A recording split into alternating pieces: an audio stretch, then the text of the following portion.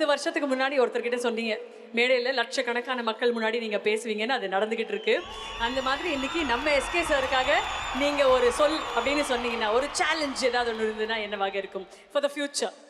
இது இல்லை, அது வந்து அது இயல்பாக வர்ற ஒரு விஷயம். நம்ம சொல்லி கேட்டு சொல்லி வருமானு தெரியல. பட் அவர்கிட்ட நான் பிடிக்கிற விஷயம், ஒரு ஒரு பயங்கர ஹியூமரான இருக்கிற ஆளை வந்து ஒரு ஆங்கிரி யங்மேனாக பார்க்க முடியுமாங்கிறது பெரிய சேலஞ்ச். ஏன்னா நீங்கள் அந்த அந்த சேலஞ்சை பண்ணது பார்த்தீங்கன்னா, அமிதாப் சார் பயங்கரமாக ஹியூமர் பண்ணுவார். ஆனால் பார்த்தா ஆங்கிரி யங் மேன்ற ஒரு கான்செப்டே அமிதாப் சார் தான் கொண்டு வந்தார். அதுக்கப்புறம் பார்த்தீங்கன்னா ரஜினி சாரும் பயங்கரமாக அந்த பாம்பை பார்த்து பயப்படுவார், இது பண்ணுவார். ஆனால் அவரே டெரர் பண்ண ஆரம்பிச்சாருன்னா அப்படியே இந்த எட்ஜுக்கு வந்து நிற்பார். விஜய் சாரை பற்றி சொல்லவே தேவையில்லை. அவரும் அவரோட டைமிங் அதெல்லாம் இருக்கும்.